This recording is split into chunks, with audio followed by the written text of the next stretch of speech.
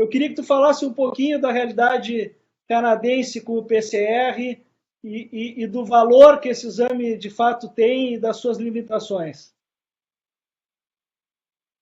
Obrigado, Guilherme.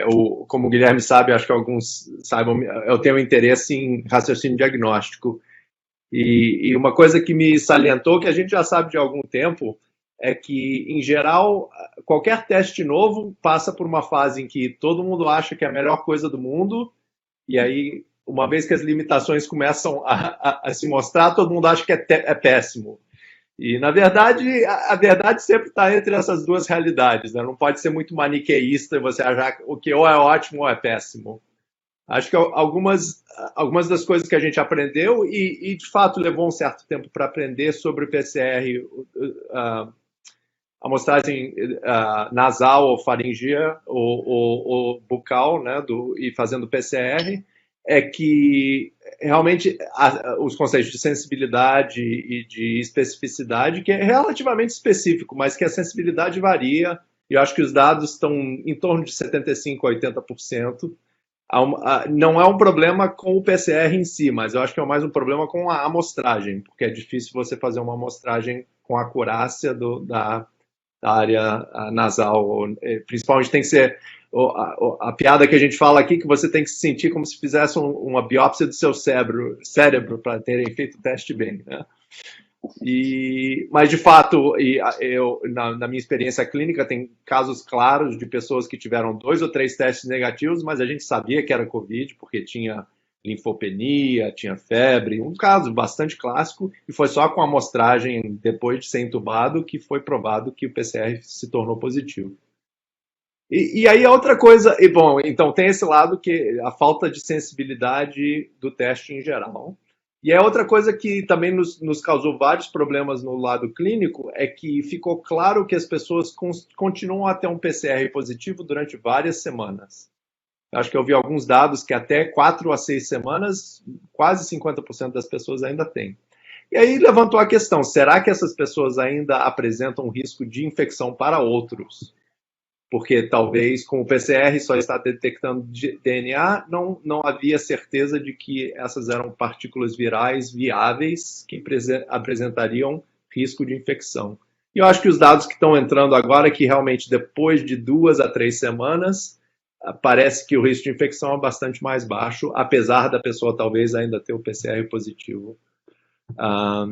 Mas acho que está isso... Então, e eu acho que o importante, acho que para elaborar um pouco sobre o que o Rob Janet estava falando, é que esse raciocínio clínico, essa capacidade que eu acho que é fundamental de qualquer internista, de qualquer médico, mas em particular dos internistas, de tomar decisões em situações de incerteza ou trabalhar com dados que são imperfeitos, isso eu acho uma característica fundamental do médico e do internista em particular, eu acho.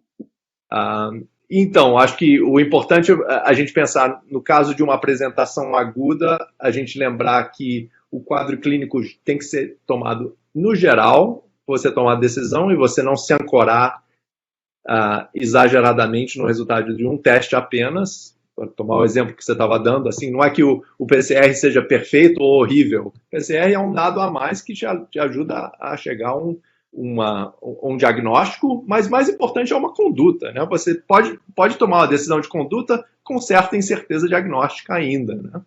Acho que isso é uma coisa que eu procuro inculcar em todos os meus alunos, todos os residentes, que o importante é a conduta. Você tem que ter o diagnóstico que te ajuda a decidir qual é a conduta certa.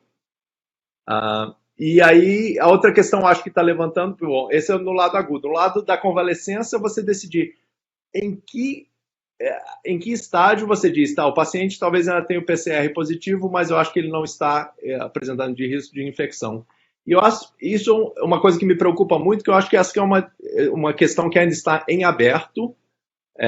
A resposta provavelmente é num quadro de 2 a 3 semanas, mas vejo muitas pessoas aqui no Canadá tentando buscar certeza, dizendo, depois de 14 dias, pronto, você não está mais infectado. Eu não tenho certeza de que isso seja a resposta certa. Com qualquer coisa, qualquer fenômeno biológico, há sempre uma variação, nada é perfeito, o organismo não segue o relógio nem o calendário. Rodrigo, tu tem participado de discussões envolvendo o uso do PCR para cirurgias? Eu te pergunto porque aqui no Brasil, com a reabertura dos blocos cirúrgicos, muitos hospitais estão fazendo essa abertura total. Antes estavam meio que fechados total e estão abrindo para tudo. E o discurso muitas vezes é que assim, faremos um PCR, se o PCR vier negativo, estamos todos seguros. Num perfil de população que certamente já tem uma probabilidade de pré-teste menor do que aquelas que a gente testa nas emergências sob a suspeita clínica da doença. Como é que tu enxerga esse cenário e como é que o Canadá está lidando com PCR e reabertura de bloco cirúrgico? Como você falou, Guilherme, depende do seu probabilidade pré-teste, né? Mas mesmo numa probabilidade pré-teste, há falsos positivos, baixa, vamos dizer, acho que a maioria das pessoas que eu vejo no meu hospital indo para a cirurgia, a probabilidade de teste ser positivo é por volta de 3%. Então, como você falou, uma população que já passou por uma triagem que faz a incidência de PCR positivo ser baixa. Mas o teste não é perfeito, né? Então, acho que você lidar apenas com o PCR não é o suficiente. Você tem que ter o quadro clínico completo e ter um pré-teste baixo o suficiente que o seu likelihood ratio vai abaixar o pós-teste suficiente que você está certo.